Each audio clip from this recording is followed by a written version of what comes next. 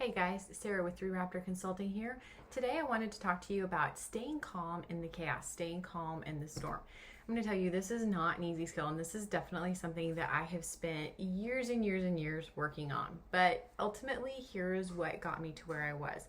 So years ago when I worked with children, I wanted to react to everything, but I realized really quickly when you work with kids, kids not only feed off of the energy that you give them and what you put out, there's also always something going on. There's always chaos. There's always a crisis. And you have to learn how to judge that and what is worth your energy and what isn't worth your energy.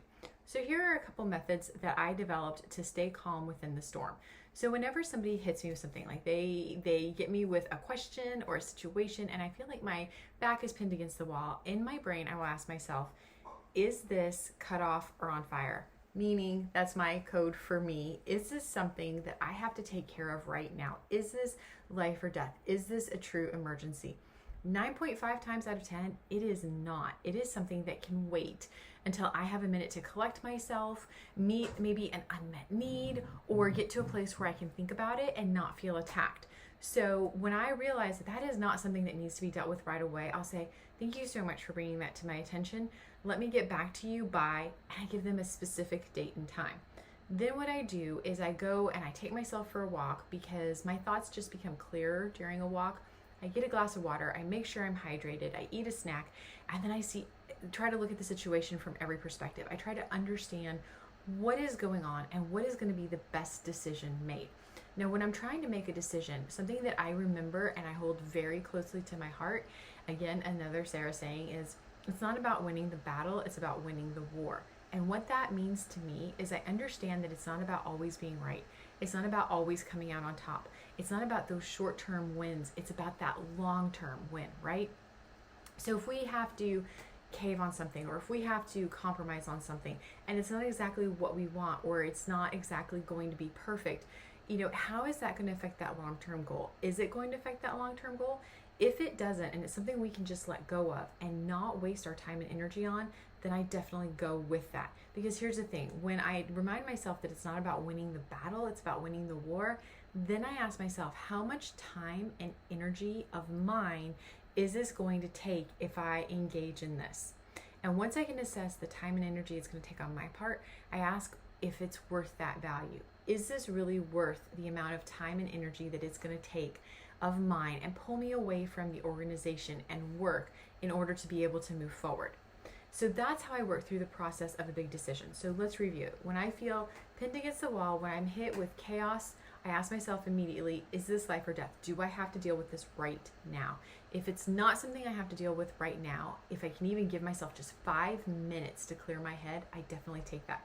Because clearing your head, even just getting a glass of water before you walk into a fight, can really help you be clear and level-headed. It's met an unmet need and helps you be more effective. Then as I'm going through and listening to what's going on, I remind myself that it's not about winning the battle, it's about winning the war. Meaning there's going to be times we're just going to have to take a hit, and that's okay as long as we keep moving forward towards our ultimate goal. When I'm making the decision on if I'm going to engage or not engage, I actively ask myself, how much time and energy on my part is this going to take? And when I can say that it's not, going to take a lot of time and energy, or oh my gosh, it's going to take all this time and energy, and the end result isn't going to be worth this time and energy that it takes, then I move on. And I just remind myself that, we can't take on everything. We can only take on the challenges and crises that are immediate and affect us right now.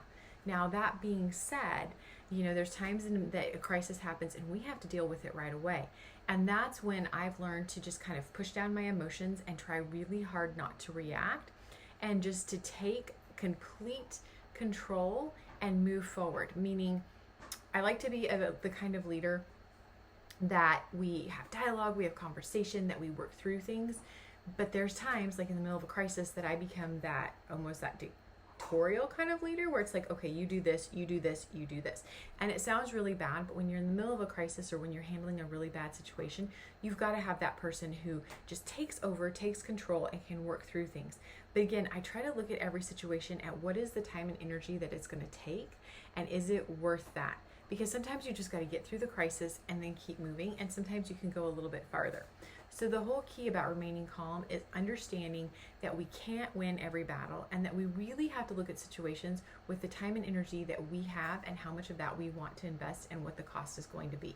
When we understand what that ultimate last minute cost is, then it's something that we can really use to help guide our decisions, because time and energy is stuff we don't get back. And so in order for us to be effective leaders, we have to understand that where we invest that time and energy is where things are going to be focused and prosper. So if this isn't something that's really going to benefit the organization as a whole and is going to take a lot away from me, it's not something that I need to invest in, right? So it's get a solution and then move on. So I hope that helps you and gives you some very kind of concrete scientific ways to remain calm. I think too, the biggest thing is to understand that people are going to seem like they're attacking you, personalities are going to come out. You just need to ignore that and cut through straight to the facts.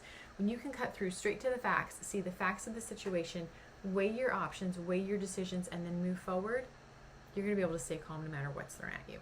So I hope this video helps, and I hope you have a great day.